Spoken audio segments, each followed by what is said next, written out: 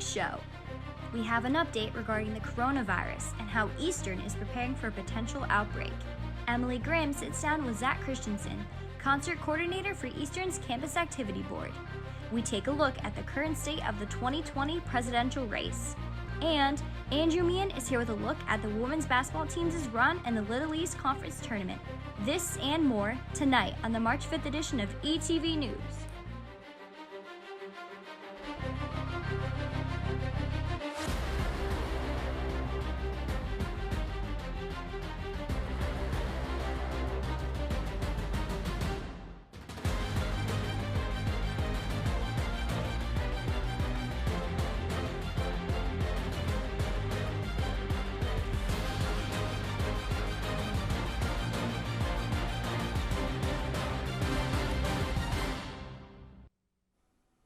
Good evening, everyone. I'm Connor O'Malley. And I'm Julia Florence. Thank you so much for joining us tonight. We have new updates from Eastern regarding the coronavirus. All students and staff received an email last Tuesday addressing the university's plan to combat the virus. Vice President of Student Affairs Walter Diaz ensures that the community is prepared for a potential outbreak and that those on campus will continue to receive updates while it remains a public health issue. Globally, the coronavirus is continuing to spread at an alarming rate. More than 3,200 people have died worldwide and over 94,000 people have been infected. The World Health Organization has declared the outbreak a public health emergency of international concern. Vice President Mike Pence has been leading the White House task force responsible for working towards preventing the spread in the U.S. He held a news conference yesterday announcing the progress that states have made in testing for the virus. And I'm pleased to report, as we've been able to convey to state governments, governors around the country, is that thanks to the good work of the FDA and Dr. Steve Hahn, who's with me here today, now all state laboratories, all university laboratories at the state level can conduct coronavirus tests without any additional assets or resources from the federal government. They have the FDA-approved test. They can conduct the test all across the country in all the states. We will continue to update you on the virus as more information comes in. Eastern is getting ready for its spring concert, and earlier this week, Emily Graham sat down with the concert's coordinator, Zach Christensen, from Eastern's Campus Activities Board. Take a look. Another edition of ETV News One-on-One. I'm Emily Graham. Joining me here today is Zach Christensen, Eastern's concert coordinator. This semester, CAB will be hosting Sway Lee, one of the members of Ray Shrimmered, for the 2020 spring concert. Zach, thank you for joining me. Thank you for having me. How does Eastern decide what artists will perform? So we go through a whole process. We put out a survey to the students and kind of gauge who they want to see. This year we put a bunch of different people in different price ranges just to kind of figure out, like, is it worth it to charge students like up to $40 a ticket if the interest is there, or should we scale it back? And we kind of met in the middle with this one, and once we decide via the survey who we want to get, is we have to go through like a whole process of getting them approved by the university, making sure they don't have any like bad background or anything like that. So it's a whole process that we have to go through. So we can't just get any artists we want just because of things like that, things like money, a bunch of different stuff goes into it. Why should students attend this year's concert? I think students should attend this year's concert just because Sway Lee is half of Ray Shrimmered, like you said before, and any hit by them is primarily him. Black Beatles, Come Get Her, No Type, all those huge songs that Ray Shrimmered have had, and plus Sunflower and Unforgettable are also two huge songs that he's part of. Do students ever have the opportunity to meet performing artists? Yeah, so if you're a member of CAB, we always meet the artists after the show. And besides that, there's not really any way for outside students to be able to meet the artist just because of contracts and stuff like that that goes into it. So if you ever want to meet the artist, joining CAB is a great way to do it. Yeah, so the concert is one of the many events held by CAB. Can you tell us what other events CAB hosts and how students can get involved? Yeah, so CAB does tons of other stuff. We have comedians, other musicians, we do late night events, we do all kinds of stuff. So anything fun on campus is typically provided by CAB, and there's a couple other clubs that do it too. And a great way to get involved with CAB is to go to the link in our bio on Instagram, and there's an application link right there, and you can get involved that way. Can you tell me anything about the opener for the concert? Yeah, so right now we're working on a few different things regarding the opener. Before we go and book anyone that's like somewhat of a name, we need to wait for ticket sales to go on, which happens March 23rd. We just don't want to commit fully to somebody that's like a huge dent in the budget until we start to see what tickets look like. And besides that, we're working on potentially a DJ, potentially student openers, and a couple different ideas that I have in mind, but nothing is confirmed yet. Thanks so much, Zach, for making this event possible. Once again, I am joined by Zach Christensen. Sway Lee will be performing on Saturday, May 2nd in the Geisler Gymnasium. Tickets go on sale on March 23rd. $20 for students, $25 for guests, and $30 to purchase tickets at the door. I'm Emily Graham. Now let's send it back to Julie and Connor. Still ahead, we have the latest on the 2020 presidential race and a key endorsement that former Vice President Joe Biden has picked up. That and more next.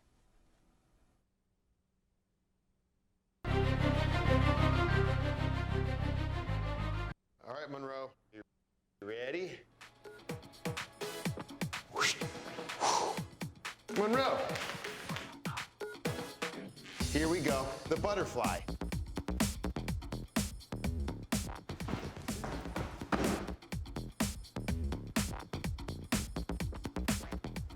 Ready? Ooh.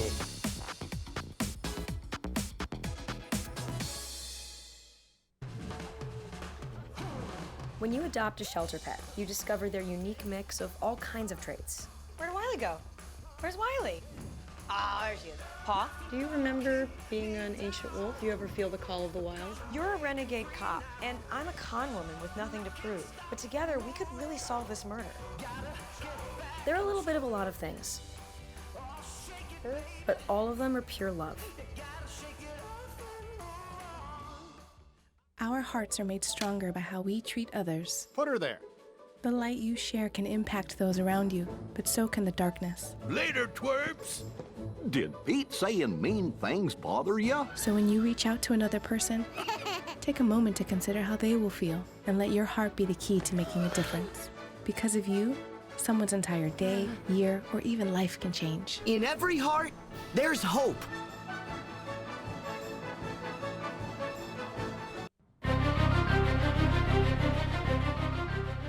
Thanks for staying with us. I'm Julia Florence. And I'm Connor O'Malley.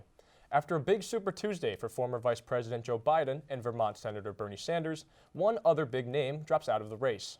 Former New York City Mayor Mike Bloomberg abruptly ended his campaign Wednesday morning. The billionaire philanthropist said he agrees with Biden on many key issues. Those include gun safety, health care, climate change, and creating good jobs. Joe Biden and Mike Bloomberg spoke by phone Wednesday morning. Bloomberg says he will now help Biden defeat President Trump. Even with the over $500 million spent on television and digital, Bloomberg was not able to overcome the operation and organization of Biden and Bernie Sanders. Bloomberg exits the race after a disappointing show on Super Tuesday that left him with only a single victory, American Samoa.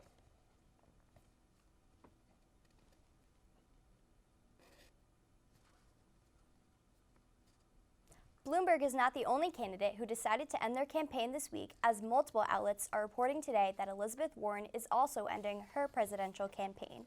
Warren announced her decision on a staff call Thursday morning. She's dropping out despite earlier assertions that she would stay in the race until the Democratic National Convention. It comes after Warren had a very poor showing on Super Tuesday. That disappointing performance was just the most recent loss in a downward trend. Warren came in third in Iowa, fourth in New Hampshire and Nevada, and a distant fifth in South Carolina. She had been competing with Sanders for the liberal vote, and her departure cements his position as the main progressive candidate. A judge has agreed with state prosecutors here in Connecticut about the murder case against Fotis Dulos. Dulos died by suicide in January, just a few weeks after he was charged with the murder of his missing estranged wife, Jennifer Farber Dulos. Fotis Dulos' attorney had asked for the trial to move forward in an attempt to clear their client's name. On Tuesday, a judge ruled they can't have a murder trial if there's no defendant. The attorney said they're looking for the possibility to appeal this move. Doulos and his estranged wife, Jennifer, were in a bitter divorce and custody battle over their 5 children when she went missing last May. Doulos' girlfriend, Michelle Traconas, and his former attorney, Kent Mulwheny, are still facing charges connected to Jennifer's death. In a bid to keep college accessible, the University of Houston will waive tuition and mandatory fees for students with family incomes of $65,000 or less. Tuition at UH costs anywhere from $5,000 to $7,000 per term, depending on the area of study. That number goes up with mandatory fees, which vary. The program does not cover books or room and board. The news comes weeks after the University of Southern California made a similar move.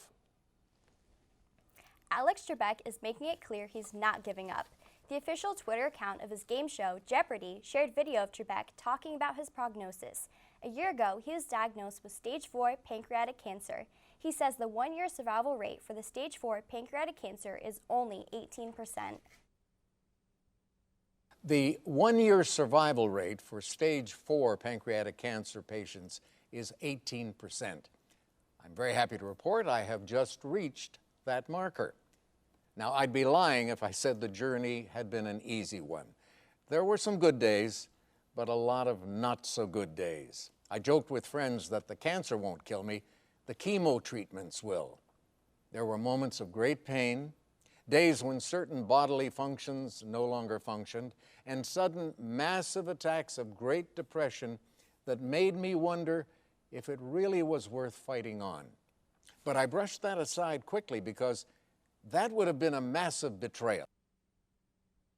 Trebek ended his update urging people to keep a positive attitude and promising to keep everyone posted. Penn State students staged a candlelight vigil Sunday to mourn the closing of a popular late-night spot. The Taco Bell on College Avenue has closed its doors to the disappointment of many hungry Nittany Lions. One student said Taco Bell is gone but not forgotten because it lives on in our sauce packets. The building's Purple Bell sign was gone and its windows were boarded up. One student wore a taco costume. The vigil started off as a joke on Facebook and quickly went viral. For students with late-night taco cravings, there are other locations in State College and a new one opening this summer. When we come back, Andrew Meehan will be here with highlights from the women's basketball team's conference championship tournament. That's next in sports.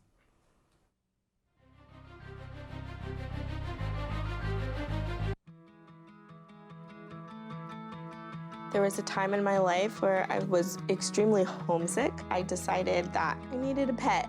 When I first saw a turtle, my heart was full. He jumped up and kissed me and jumped right into my arms. I immediately went up to the volunteers at the shelter and said, I want him. He's got to come home with me. Now I'm anything but lonely. Every day with Turtle is a perfect day and keeps me company when I'm doing schoolwork. I like it when he jumps up on the table too. He is a veggie thief. He's an incredible companion and my best friend. Can't say that I've met anybody that doesn't love him too. When I adopted Turtle, I discovered all the things that make him unique. He's a little bit of a lot of things, but mostly he's all pure love.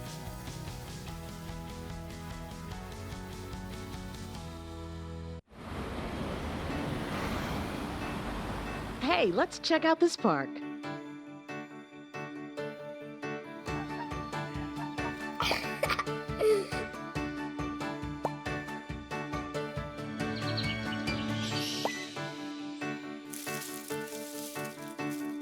Oh, wow, that's really cool.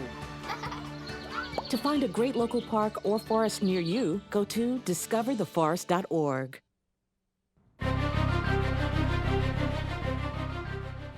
Welcome back, everybody. I'm Connor O'Malley. And I'm Julia Florence. ETV Sports' Andrew Meehan is here with a look at a busy championship weekend for the women's basketball team. Hey, Andrew. Thank you, Connor and Julia. History repeated itself this past weekend in the Francis C. Geistern Gymnasium as the women's basketball team hosted both of their Little East Conference tournament games as the #1 seed. Let's start off with the semifinals that took place last Friday night as the team took on the #4 seed Beacons of UMass Boston. It was a low-scoring first half for both teams, only 9-7 UMass Boston after the first quarter, as the Warriors would find themselves down by 5 heading into halftime. That's when things turned around for the Warriors as they outscored the Beacons by 11 points in the third quarter. The Warriors would go on to defeat the Beacons 57-48. Anna Berry finished with 25 points and 8 rebounds. Maya Villard total 10 rebounds, 8 of which were defensive, and Danielle O'Brien finishing 4 of 9 from the 3 with a total of 12 points. With that win, the Warriors moved on to play the Anchor Women of Rhode Island College in the Little East Conference Finals at home on Sunday. Let's take a look. Championship Sunday in Willimantic, Connecticut. The reigning Little East Conference champions set to take on the number 2 seed, Anchor Women of Rhode Island College, who beat the Warriors twice in the regular season by 12-point margins. But of course, you know it is hard to beat a team 3 times in one season. As we're going to get set to take a look at the first quarter highlights. Early on in this one, Keckler over to O'Brien, who's going to find Barry driving under the basket as she puts the Warriors up on the board first in this one, 2-0. The Warriors take the lead. As we'll send it right back to Barry, driving through the paint past defenders. Same play right off the glass for 2. The Warriors setting the tone early in this one. Right back to Barry. She'll kick it out to O'Brien. Hits a 3 from downtown. That's not the last time that we're going to see O'Brien from that 3-point line. We'll check back with her later. As the Warriors go up 7-0. Anchor Women looking to get on the board in this one. They're going to find Brooke Young at the top of the key. She'll get one to go for 3. She's going to finally end the Anchor Women's scoring drought. Now here's Sophia Gurrier. She's going to steal this one, take it down to the court. And a little bit of a momentum boost after the first half for the Anchor Women trying to remain in this one. Let's jump ahead to the third quarter. The Anchor Women down by 7 after the first half. Here's Maya Villard, the senior, trying to go up for it. She'll draw the foul and get it to go for 2. Send her to the line for a free throw shot. The senior trying to end a back-to-back championship, her 4 years here at Eastern. And here's Durantes for the Anchor Women, gets one to go. A nice little floater off the glass for 2, trying to keep the Anchor Women in this one. Villard going to the ground, trying to recover the ball. Anchor Women are going to come up with it. A deep pass to Gurrier. And she's going to beat out Keckler, and she'll get one to go for 2. And momentum boost for that Rhode Island bench. Now here's Durantes over at the 3. The Anchor Women are going to go on a 7-0 run here in the third quarter. Trying to keep up with the Warriors. Here's Keckler. O'Brien on the wing. She'll get one to go for 3. And a little over a minute ahead in this one. O'Brien, same spot, same shot. Gets it to go for 3. Keeping the Warriors ahead in this one, 36-30. As we're going to head into the fourth quarter. And here's Gurrier. She's going to try to get one to go from 3. Takes it in and out of the rim. Here's Durantes on the rebound. Puts it back up for 2. A little bit of life there and momentum for the Anchor Women. As we're going to find Galvin at the top of the key. She'll get one to go for 3. Trying to cut that lead down for the Anchor Women. A little under 8 minutes left to go. Here's McBurrow under the basket. Flicks one off the glass. Put 2 on the board for the Anchor Women. And here's Keckler surrounded by defenders. Finds an open Danielle O'Brien on the opposite side of the court from downtown. Danielle O'Brien looking excellent from that 3-point line. Keeping the Warriors in the lead. Here's Gavin again at the top of the key. Sends a jumper from the free throw line and gets it to go for 2. Cutting the lead down to 2 for the Anchor Women. As Maya Villard's going to send a little favor back, and she'll put the Warriors back up by 4. A 1 minute left to go. Here's Barry driving towards the basket, puts the Warriors back up by 6. And this is going to cause the Anchor Women to take a timeout and try to regroup and see how they can match up with the Warriors in the last couple of seconds and try to keep this game within their grasp. Down by 6, Durantes sends one up and she gets it to go. Nice lucky shot right there, and there's life for the Anchor Women. However, Villard on the rebound sends it over to Cortella holding onto the ball. And there you have it, ladies and gentlemen, back-to-back, 2 in a row. The Warriors are your 2020 Little East Conference champions, storming the court. They did it again on the road against UMass Dartmouth last season, and they get to do it on their home court this season. 2 seniors really embracing each other right there. And of course, your most outstanding player of the tournament, sophomore Anna Berry, with 25 points in the semifinals and 12 points total in the finals. In that one, senior Maya Villard holding up the championship plaque. And let's send it over to head coach Denise Beerley, cutting down that net. And the Warriors are on to a celebration as they'll take this one 49-44. Danielle O'Brien leading the way with 15 points, 2 rebounds. Macy Durantes with 11 points and 3 rebounds. After the game, ETV's Tyler Madden had the chance to catch up with the head coach, Denise Beerley. Take a look. Head coach Denise Beerley, coach, back-to-back LEC champions, dropped those 2 matchups for Rhode Island College early in the year. What was so different this time around? I just feel like we played more our game. Those first 2 games, we just played kind of, the first one especially, very tired, and we just didn't play well. And you got to give Rhode Island College credit. I mean, they played very well all 3 games. The second one, we didn't shoot well. I mean, obviously they play great defense. But I think today we played more like ourselves. And even though it was a very low-scoring game, you know, it's the 3rd time, it's going to be a low-scoring game. And I just thought our kids, you know, they weathered that storm in the 3rd quarter, into the 4th quarter, and, you know, finished it off at the end. So they just had a lot of heart and determination, and really proud of them, really proud of them. Talking about that 2nd and 3rd quarter, a little bit of a press implemented by Rhode Island College. Talk about how important, like, Danielle O'Brien was knocking down some of those big shots when you needed them. Right, because it was like, you know, they had all the momentum, they were coming back, they cut it down, we were up like 14, and all of a sudden we're up 2. And she just stuck those threes and just huge shots. And it wasn't even like we ran a set for it. It was just in the transition of breaking the press. And she just had the confidence to shoot them. And that's where I think this team has come a really long way since October 15th, is just their confidence in each other and them confidence in themselves. And it's really awesome to see that, really awesome. Talk to me about how great of an atmosphere it was playing at home in this great gym. Yeah, I mean, that's why we worked so hard all year to get the home court advantage. And the crowd was great. It was intense, and the game got intense. But we just felt like we had, you know, tons of people behind us and wishing us good luck and wanted us to win and really rooting for us, because these are great kids. I mean, I'm so fortunate as a coach to have great kids, and so proud of them to go back to back in this tournament, because it's not easy to do. It's super hard, super hard. Coach, back to back, does the feeling ever get old? No, absolutely not. No, we could win 20 in a row. It'd be great. It's just an amazing feeling, because every season's different. Even if you have returning players, it's still different dynamics, and I just think that, you know, these kids really worked extremely hard over this whole 6 months and had really earned this, you know, today and every day they played this season. Coach, congratulations. Thank you so much. Thank you. Thank you. Anna Berry was named Little East Conference Offensive and Defensive Player of the Year. Tyler Madden also had the chance to speak with her after the game. Take a look. Ryan, I'm joined alongside tournament MVP Anna Berry. Anna, it was a real battle down low in the post today with Rhode Island College post players. What was working so well for you today on the offensive end? I think we were just pump faking really well and taking our time on our shots. And if we missed one, we didn't let us get down. Like, we just made sure that we would put the next one in. So I was talking to Coach Breeley earlier, saying 3rd time's a charm, drafted 2 matchups for Rhode Island College early in the year. What was so different as a team overall today, do you feel? I think the past 2 times that we played them, we kind of dug ourselves into a hole. We started off very slow, but this time we came out strong. We hit our shots, we were playing good defense, and I think overall we just did everything right. So 2nd Little East Conference Championship in 2 years, headed off to your 2nd NCAA tournament in 2 years. How does it feel? It's super exciting, especially because we get to do it with these seniors, and this is their last go-around, so it's nice for them to finish on a high note. Anna, congratulations. Thank you. Tournament Most Outstanding Player, Anna Berry. And an automatic bid into the NCAA Division III tournament, as they are set to take on St. John Fisher at Messiah College in Pennsylvania tomorrow night at 5 p.m. Also going on in Eastern Athletics this week, we have a pair of lacrosse home openers. The women's team set to host Framingdale State this Saturday at 1 p.m. And on Sunday, the men's team will host Johnson & Wales at 1 p.m. Both games will be at Rick McCarthy Field. Before we go, Eastern Connecticut softball is mourning the loss of alumni Kelly Rodman, who passed away at the age of 44. She played for Eastern from 1997 to 2000, where she continued her career for the New York Yankees as one of 3 women scouts in the MLB. Our thoughts are with the family and loved ones of Rodman. That's going to do it for sports this week. Connor and Julia, back to you. Thanks, Andrew.